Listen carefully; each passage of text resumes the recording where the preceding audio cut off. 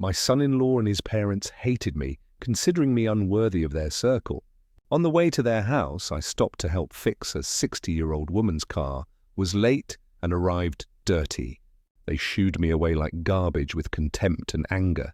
But then the woman I was helping arrived, and what she said turned everything upside down. Before we continue, please subscribe to the channel and let us know where you're listening in the comments. The newspaper crinkled between my fingers as I folded it back to the sports section. Saturday mornings had their own rhythm now. Coffee cooling in the chipped blue mug, silence stretching through my small kitchen like an old friend. The apartment held that particular stillness that comes when you've lived alone long enough to stop expecting company. 3 years since Martha passed, and I still set the paper down where she used to sit. The phone's shrill ring cut through the quiet like a blade. My hand jerked, sending coffee droplets across the obituaries. Who called at 10:30 on a Saturday? Rachel usually texted first, and my few remaining friends knew better than to interrupt weekend solitude. Hello, Donald. The voice carried that familiar chill. My son-in-law's practiced politeness that never quite masked his discomfort. It's Richard. I straightened in the wooden chair, its legs creaking against the linoleum. Richard never called ever. When communication happened between us, it flowed through Rachel like water, finding the path of least resistance. Richard, everything all right? A pause stretched across the line, filled with the sound of his careful breathing. Rachel insists I call you about something. The words carried weight, each one measured and reluctant. My mother's birthday dinner tonight. My stomach tightened. Serenity Thompson's birthday. I'd forgotten, though Rachel had mentioned it weeks ago. The way Richard said insists made it clear whose idea this invitation wasn't. I see. She thinks you should come. Another pause, longer this time. The family's gathering at 7, Worthington Hills Country Club. Worthington Hills, of course, where the valet parking costs more than my weekly grocery budget. And the wine list read like a foreign language designed to separate the worthy from the wanting. I glanced around my kitchen, the mismatched plates drying in the rack, the refrigerator humming its mechanical song, the single coffee cup that had become my entire morning routine. That's thoughtful of Rachel, yes. Well, Richard's tone suggested thoughtfulness had nothing to do with it. Dress is business casual. The club has standards. The way he said standards landed like a small punch, not cruel enough to challenge directly, but pointed enough to remind me where I stood in their world. I ran my thumb along the rim of my coffee mug, feeling its rough edges where the ceramic had chipped. I'll be there by 7 sharp. They don't hold reservations. The line went dead before I could respond. I held the phone against my ear for another moment, listening to the dial tone's steady hum. Outside, a neighbor's lawnmower started up, its engine coughing to life with the kind of mechanical complaint I understood. Business casual at Worthington Hills. I looked down at my faded Ohio State t-shirt and work pants. The clothes hanging in my bedroom closet hadn't seen a country club in years, maybe ever. But Rachel would be there, and despite Richard's cold delivery, she'd asked for me. That meant something. The coffee had gone cold while I sat there, the newspaper forgotten. I pushed back from the table and stood, my knees protesting the sudden movement. 7 gave me time, but not much. First, I needed something decent to wear, then a gift worthy of Serenity Thompson's expectations. My wallet sat on the counter beside yesterday's mail. I flipped it open, counting the worn bills inside, enough for a modest present, though nothing that would impress the Thompson family. Still, it wasn't about impressing them. It was about showing up for Rachel when she needed me there. The apartment suddenly felt smaller.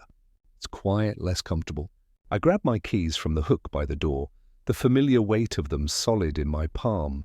The Toyota waited in the parking lot, reliable as sunrise, despite its age and accumulated scratches. Time to venture into their world, armed with nothing but stubborn pride and a father's love. 20 minutes later, I stood before my bedroom closet, water still dripping from my hair, onto the towel around my shoulders. The shower had washed away the morning's stillness, but not Richard's words. Business casual at Worthington Hills. Translation: don't embarrass us more than necessary. My dress shirts hung in a neat row, pressed but showing their age.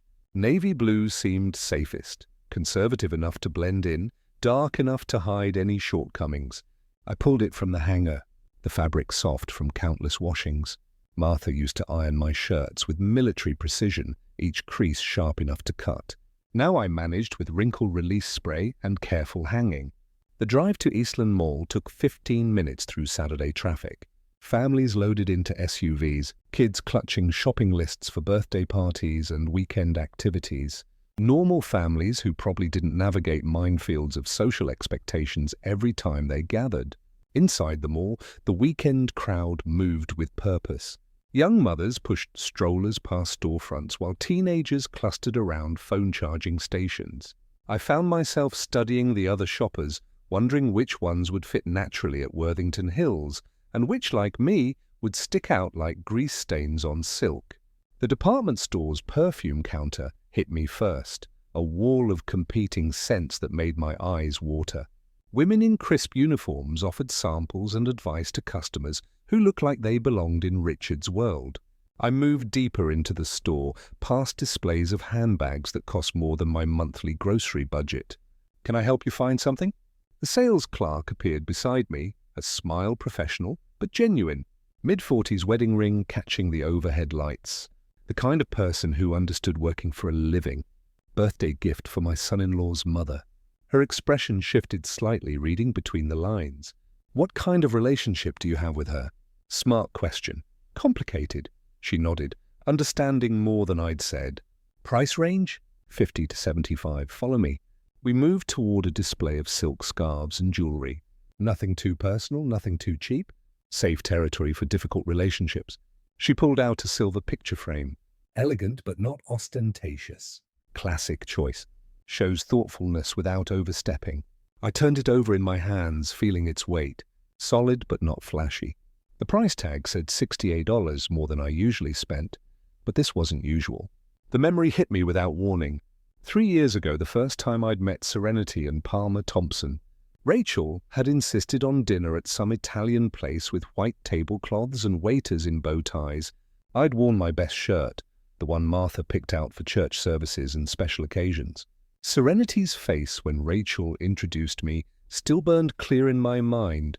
That moment of confusion followed by the careful recalibration when she realized her daughter-in-law's father fixed cars for a living. Palmer's handshake had been brief, dismissive, his attention already shifting to safer topics. "Dad works with his hands," Rachel had said, trying to bridge the gap. "He can fix anything." "How practical," Serenity had replied, the pause before practical speaking volumes. The sales clerk's voice brought me back to the present. "Sir, the frame." "I'll take it." She wrapped it carefully in tissue paper, then slipped it into a small gift bag with ribbon handles. Professional presentation for amateur money. At the register, I counted out the bills, the transaction feeling heavier than it should. Walking back through the mall, I caught glimpses of my reflection in storefront windows. Clean shirt, pressed pants, gift bag in hand, trying to dress up for people who'd already decided I didn't belong. But this wasn't about them. This was about Rachel, about showing up when family needed you, even when family didn't particularly want you there. The Toyota started on the second try, engine settling into its familiar rhythm. I set the gift bag carefully on the passenger seat and checked the dashboard clock. 12:40, enough time to get home, grab my jacket, and leave for Dublin with a few minutes to spare. The afternoon stretched ahead like a road into uncertain territory. 2 hours in the car to think, to prepare for whatever waited at Worthington Hills. Richard's cold invitation echoed in my mind as I backed out of the parking space, but underneath it, I heard something else. Rachel's voice from that first dinner, trying to make peace between worlds that had no interest in meeting halfway. I shifted into drive and headed home, the gift bag wrestling with each turn. In 40 minutes, I'd be on the highway, carrying a $68 peace offering toward a birthday party where peace seemed unlikely. But sometimes showing up was enough. Sometimes it had to be. Interstate 70 stretched ahead like a concrete ribbon, cutting through Ohio farmland under an afternoon sun that painted everything golden. I'd been driving for an hour. Cruise control set at 68, radio playing classic rock at low volume. The gift bag sat secure in its seatbelt on the passenger side, my peace offering for enemy territory. Traffic moved steadily but not heavy. Typical Saturday afternoon flow of families heading to dinner plans and weekend activities. I checked the dashboard clock. 2 o'clock exactly, right on schedule for a 4:30 arrival. Maybe even a few minutes early if I kept this pace.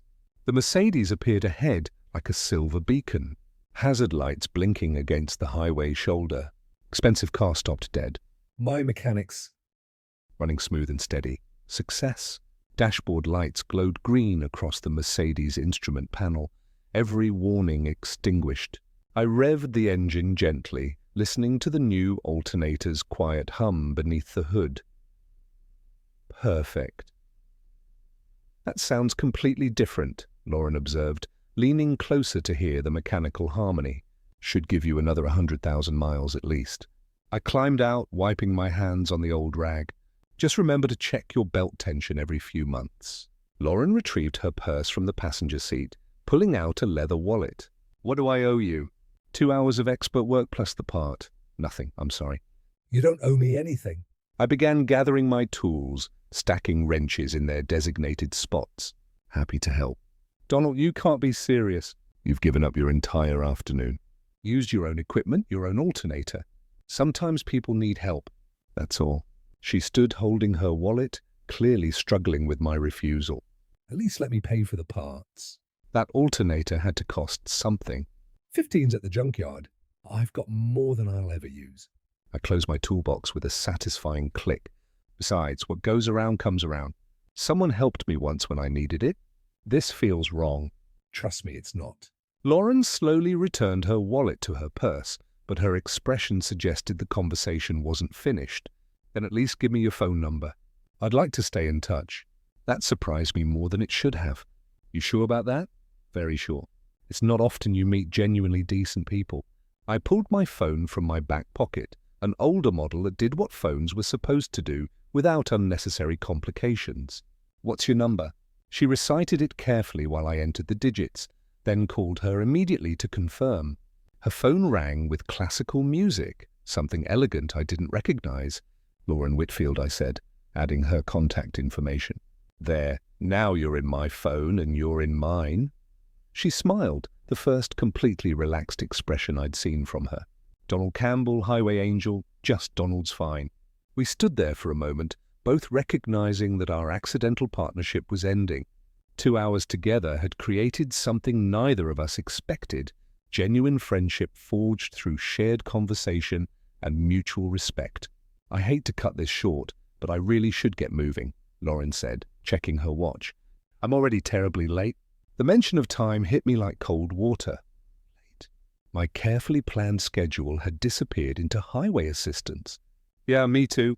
I forced casualness into my voice. Where are you headed, if you don't mind me asking?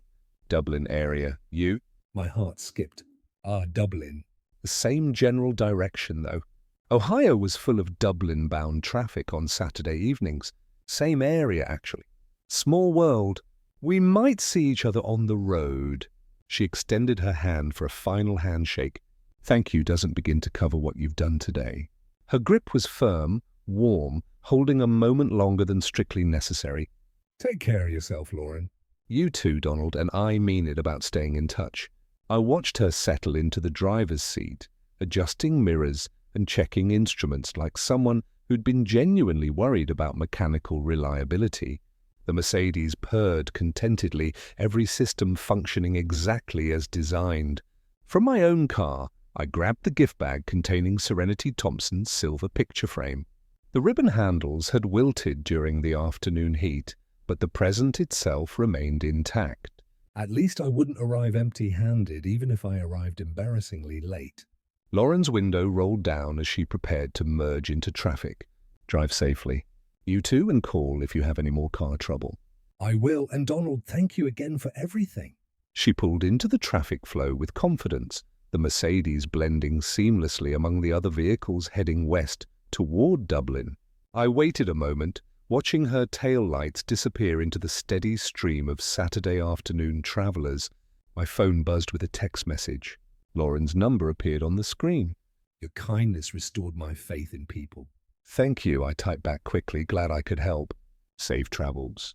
Starting my own engine, I felt an odd mixture of satisfaction and an anxiety. The afternoon had taken an unexpected turn, transforming from dutiful family obligation into something genuinely meaningful. Lauren Whitfield, a stranger 2 hours ago, now someone I genuinely hoped to see again. But the Thompson party loomed ahead, and I was now catastrophically late. Richard's cold invitation echoed in my memory as I merged into traffic, following the same route Lauren had taken moments before. An hour later, I turned into the Worthington Hills subdivision, where every lawn looked professionally manicured, and every driveway showcased vehicles that cost more than most people's annual salary. The Thompson house sat at the end of a cul-de-sac like a monument to successful living, 2-story colonial brick, bay windows gleaming, landscaping that belonged in a magazine. I parked my Toyota behind a line of luxury cars: BMW, Mercedes, Lexus, Audi. My 10-year-old Camry looked like it had wandered into the wrong neighborhood by mistake. The gift bag sat beside me, its ribbon handles now completely wilted, the silver frame inside suddenly feeling inadequate for this level of wealth display. Walking up the curved driveway, I caught my reflection in a parked car's window. 2 hours of roadside engine work had left their mark. Grease stains on my shirt, dirt under my fingernails despite quick cleanup, hair disheveled from highway wind. Not exactly business casual for Worthington Hills standards. The doorbell chimed with classical notes, probably worth more than my monthly utility bill. Through the glass panels I could see movement, hear the murmur of conversation and clinking glasses. The party had been running smoothly without me. Serenity Thompson opened the door herself, and her expression shifted through several stages in rapid succession. Surprise, assessment, barely concealed horror. She took in my appearance with the kind of look people reserve for unpleasant surprises. Donald, not a greeting exactly, more like confirming an unwelcome diagnosis. Mrs. Thompson, sorry, I'm late. Happy birthday. I offered the gift bag, which she accepted with the tips of her fingers, as if worried about contamination. 2.5 hours late. Actually had to help someone with car trouble, I see. Her tone suggested she saw quite a lot, none of it favorable. Richard, your guest has arrived. The pause before guest carried enough ice to freeze the Ohio River. She stepped aside, allowing me into the foyer with obvious reluctance. The interior confirmed what the exterior promised. Marble floors, crystal chandelier, artwork that probably cost more than my car. Richard appeared from the living room, wine glass in hand, tie perfectly knotted, every hair in place. His eyes swept over my appearance with the same dismay his mother had shown. There you are. He managed to make it sound like an accusation. We were beginning to wonder if something had happened. Something did happen. Someone needed help. Right. He sipped his wine, clearly struggling with how to handle my presence. Well, you're here now. Rachel emerged from the kitchen, beautiful in a navy dress that probably cost more than my weekly pension. Her face lit up when she saw me, then dimmed as she took in my condition. Dad, I was so worried. She hugged me, despite my disheveled state, her gesture warm against the Arctic reception from her in-laws. Are you okay? I'm fine, sweetheart. Just got a little dirty helping someone whose car broke down. Serenity's expression suggested that getting dirty was something decent people simply didn't do. Perhaps you'd like to freshen up. The powder room is, he's fine as he is. Palmer Thompson's voice cut across the foyer as he joined our awkward gathering where his wife deployed ice. He preferred blunt dismissal. No point in pretending this is anything other than what it is. Rachel's face flushed. Palmer, please. Please what? We're supposed to welcome him looking like he just crawled out from under an engine. While we're entertaining actual business associates, the emphasis on actual landed like a physical blow. I felt the afternoon's good feelings from helping Lauren begin to evaporate under the weight of their collective judgment. It was just car trouble, Rachel said quietly. Dad was helping someone. Of course he was. Serenity's smile could have cut glass. How very characteristic. Richard cleared his throat, clearly uncomfortable with the escalating tension, but unwilling to defend me. Maybe we should all just what? Palmer's voice carried the authority of someone accustomed to being obeyed. Pretend this is normal, that showing up looking like a garage mechanic to a birthday party is acceptable behavior. I opened my mouth to respond, but Rachel stepped between us, her loyalty to me wearing with her desire to keep peace in her marriage. He didn't know he'd be helping with car repairs today, she said desperately. These things happen. These things, Serenity repeated, happen to certain types of people. The words hung in the air like smoke from a house air, impossible to ignore and equally impossible to take back. Movement toward the living room felt like walking into enemy territory. Guests turned their heads as we passed, conversations pausing mid-sentence as they took in my disheveled appearance among the perfectly groomed attendees. Crystal glasses caught the light, elegant appetizers decorated silver trays, and everyone wore clothes that probably cost more than my monthly pension. I found myself standing in the center of the room like an exhibit, aware that every eye was evaluating my grease-stained shirt and dirty jeans. Serenity's expression suggested that getting dirty was something decent people simply didn't do. Perhaps you'd like to freshen up. The powder room he's fine as he is. Palmer Thompson's voice cut across the foyer as he joined our awkward gathering where his wife deployed ice. He preferred blunt dismissal. No point in pretending this is anything other than what it is. Rachel's face flushed. Palmer, please. Please, what? We're supposed to welcome him looking like he just crawled out from under an engine. While we're entertaining actual business associates, the emphasis on actual landed like a physical blow. I felt the afternoon's good feelings from helping Lauren begin to evaporate under the weight of their collective judgment. It was just car trouble, Rachel said quietly. Dad was helping someone. Of course he was. Serenity's smile could have cut glass. How very characteristic. Richard cleared his throat, clearly uncomfortable with the escalating tension, but unwilling to defend me. Maybe we should all just what? Palmer's voice carried the authority of someone accustomed to being obeyed. Pretend this is normal, that showing up looking like a garage mechanic to a birthday party is acceptable behavior. I opened my mouth to respond, but Rachel stepped between us, her loyalty to me wearing with her desire to keep peace in her marriage. He didn't know he'd be helping with car repairs today, she said desperately. These things happen. These things, Serenity repeated, happen to certain types of people. The words hung in the air like smoke from a house air, impossible to ignore, and equally impossible to take back. Movement toward the living room felt like walking into enemy territory. Guests turned their heads as we passed, conversations pausing mid-sentence as they took in my disheveled appearance among the perfectly groomed attendees. Crystal glasses caught the light, elegant appetizers decorated silver trays, and everyone wore clothes that probably cost more than my monthly pension. I found myself standing in the center of the room like an exhibit, aware that every eye was evaluating my grease-stained shirt and dirty jeans against the backdrop of marble tables and imported furniture.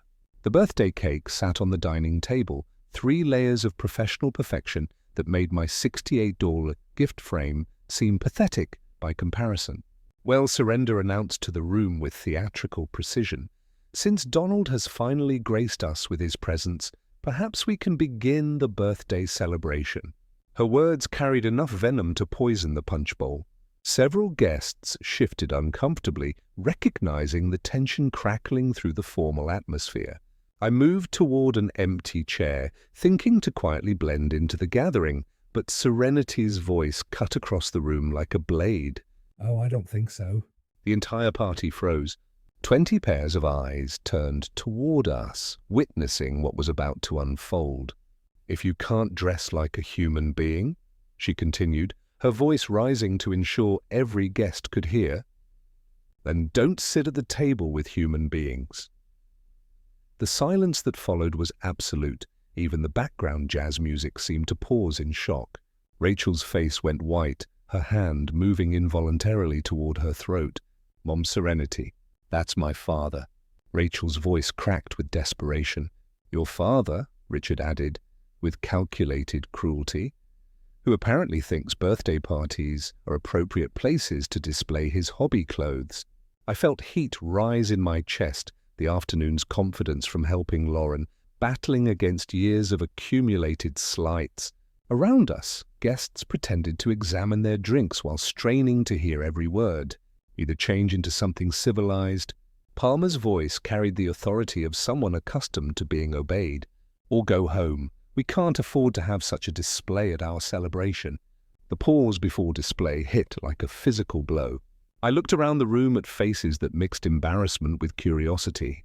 Decent people uncomfortable with witnessing public humiliation, but too polite to intervene. Rachel stepped between me and her husband's parents, her voice shaking. Please don't do this. He helped someone whose car broke down. That's who he is. He helps people. Exactly the problem. Serenity's smile could have cut glass. Some people simply don't understand appropriate boundaries. I thought about Lauren, stranded on the highway, grateful for assistance from a stranger. The memory of her genuine appreciation stood in stark contrast to this elegant cruelty. She had thanked me for getting dirty to help her. These people wanted to punish me for the same thing. You know what? I said quietly, my voice carrying despite its low volume. You're absolutely right. Rachel's eyes widened with panic. Dad, no. Some people don't understand appropriate boundaries. I looked directly at Serenity, then at Richard, then at Palmer. Some people think money makes them better than other human beings. The room's atmosphere shifted, guests recognizing that the entertainment had just become something uglier. Some people, I continued, my voice steady despite the rage building inside. Forget that character isn't for sale. Serenity's face flushed red. How dare you? I dare because someone needs to tell you the truth. I reached into my pocket, pulling out my keys. You want me gone? Fine. But remember this moment when you're wondering why decent people avoid you. Rachel moved toward me, tears beginning to form. Dad, please don't go. It's just exactly what it is, sweetheart. I touched her shoulder gently. And you deserve better than this. I turned toward the foyer, dignity intact, despite their efforts to destroy it. Behind me, I heard Serenity's voice rising in indignation, Richard muttering something about typical behavior, and Rachel's soft crying. The doorbell chimed through the house, its classical notes cutting through the toxic atmosphere like music from another world. Through the front window, I caught a glimpse of silver paint and elegant curves. My breath caught. The Mercedes, the same luxury sedan I'd spent 2 hours repairing on the highway, now sitting in the Thompson driveway like an answered prayer.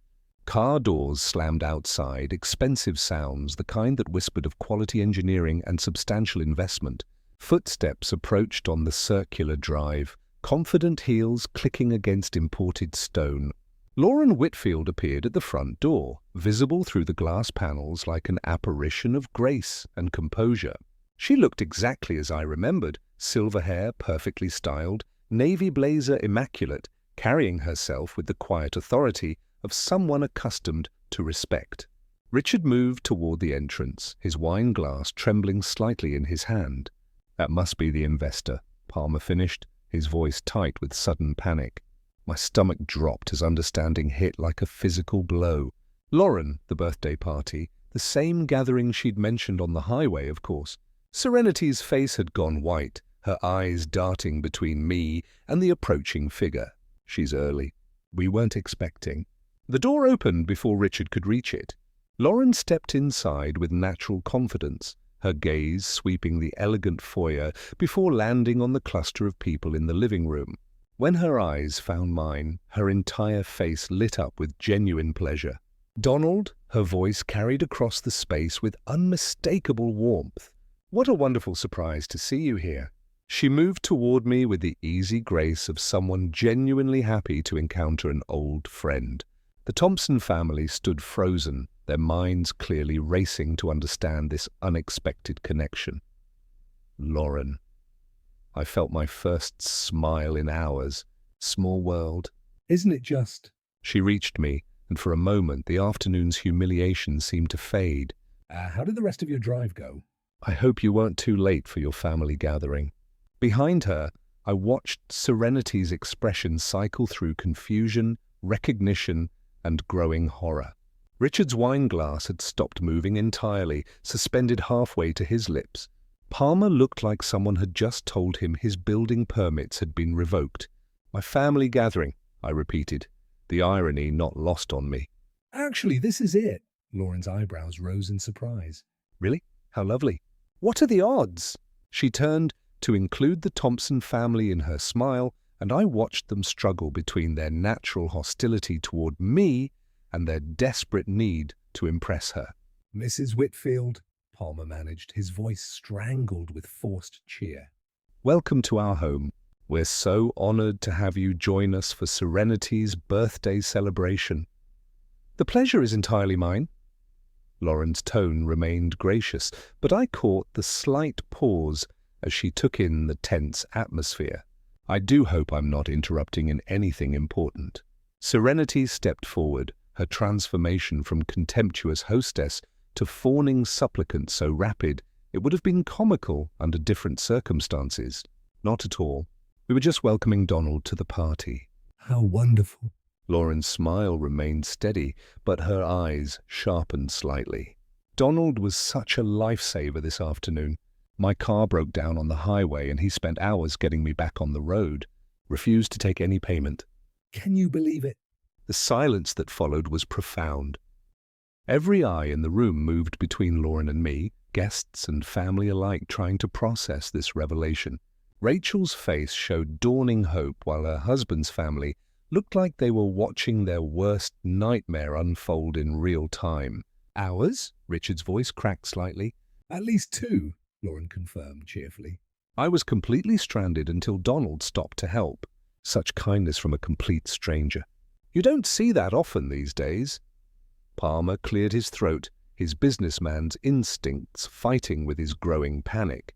Yes, well, Donald he's very helpful. The word helpful came out like he was admitting to a character flaw. Lauren's head tilted slightly, her social radar clearly picking up the undercurrents she didn't understand. Is everything quite all right? She asked, her tone still pleasant, but carrying an edge that suggested she missed very little. There seems to be some tension in the air. Well, yes. Richard stepped forward, wine glass trembling in his grip. We were just discussing appropriate attire for the celebration. Attire? Lauren's eyebrows rose slightly. You mean the clothes Donald is wearing? The temperature in the room seemed to drop several degrees. Every guest had stopped pretending not to listen, their conversations dying as they watched this elegant woman question their hosts. The clothes he wore while repairing my car this afternoon, Lauren continued, her voice carrying a new quality I hadn't heard before. Quiet authority that demanded attention. The clothes that got dirty because he spent 2 hours helping a stranger on the highway. Palmer cleared his throat, his businessman's instincts, struggling against growing panic. Mrs. Whitfield, you have to understand. We maintain certain standards. Standards?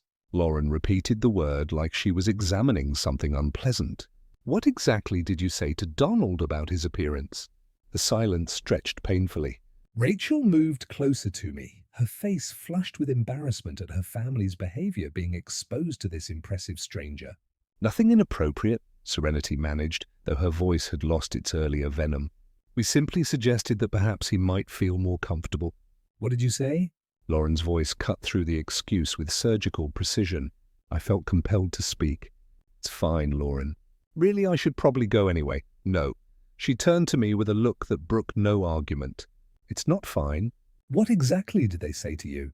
Before I could answer, Richard's wine glass finally slipped from his shaking fingers, shattering against the marble floor with a sound like breaking promises.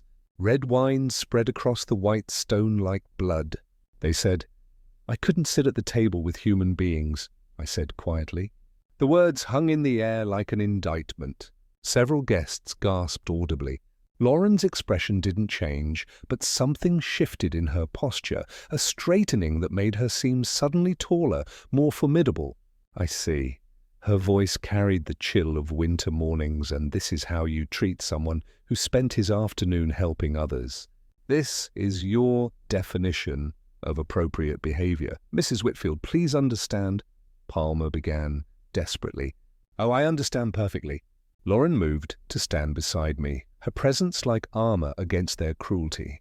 I understand that Donald sacrificed his afternoon to help a stranger, arrived late to your party because of his kindness, and was told he wasn't fit to sit with human beings. Serenity's face had gone chalk white.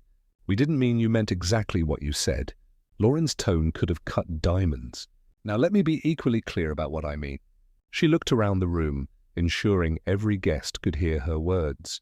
Either Donald sits at this table with the respect and dignity he deserves, or I walk out that door immediately. The silence that followed was absolute. 20 pairs of eyes watched the most elegant woman in the room deliver an ultimatum to her hosts.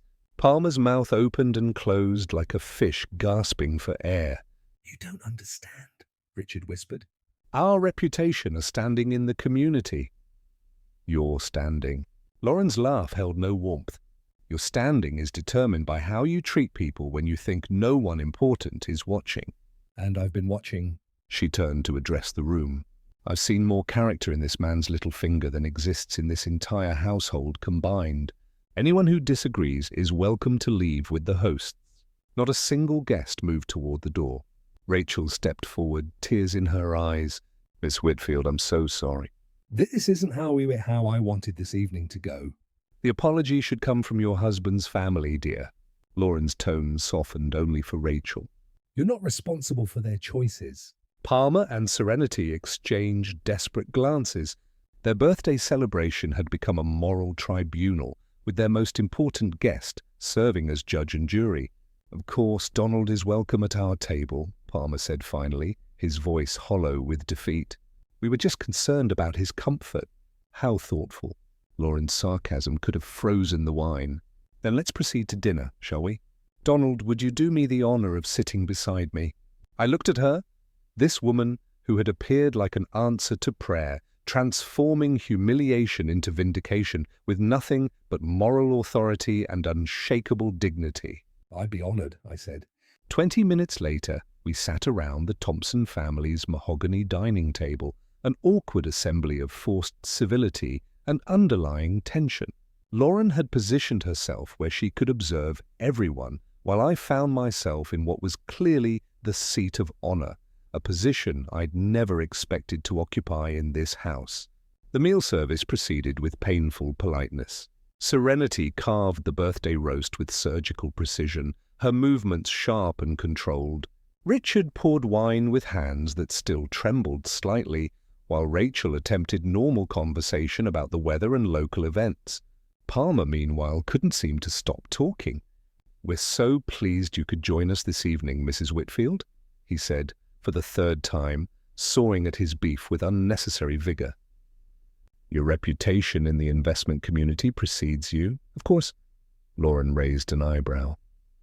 Does it? Oh, absolutely. When we heard you were considering our proposal, well... Palmer's voice trailed off as he realized what he'd said. The silence that followed was deafening. Every fork stopped moving. Every glass paused halfway to lips. Palmer's face went the color of the spilled wine that stained the foyer floor. Your proposal. Lauren's tone remained perfectly neutral, but I caught the sharp intelligence behind her question. Well, I mean, Palmer attempted damage control, but the words tumbled out faster than he could control them. The expansion opportunity for Thompson Construction, the commercial development project we submitted to your firm last month. Understanding hit me like a physical blow. Lauren wasn't just some elegant woman who happened to be at their party. She was their potential investor, the person who could make or break Palmer's business, the woman whose approval they desperately needed, and they had just spent the evening treating the man who'd helped her like garbage. I see. Lauren set down her fork with deliberate care. Yes, I do evaluate investment opportunities through my venture capital firm, though I have to say tonight has been quite educational. Richard's wine glass stopped moving entirely. Educational indeed. You see, my investment decisions aren't based solely on financial projections and market analysis. Lauren's voice carried the authority of someone accustomed to boardrooms and million-dollar decisions. Character matters. Integrity matters. How people treat others when they think nobody important is watching. That matters enormously. Palmer's face had gone from red to grey. Mrs. Whitfield, if there's been any misunderstanding— Oh, there's been no misunderstanding at all. Lauren's smile could have frozen fire. I understand perfectly. You needed my investment, invited me to your party, and then spent the evening demonstrating exactly the kind of people you are. Serenity finally found her voice. We were simply maintaining appropriate standards. Standards? Lauren's laugh held no warmth. You told a man who'd spent his afternoon helping a stranger that he wasn't fit to sit with human beings. Is that your standard? I felt the room spinning as the full scope of the situation became clear. These people who had humiliated me, who had tried to exclude me from their gathering, were dependent on the goodwill of the woman I'd helped on the highway. The cosmic justice of it was almost too perfect to believe.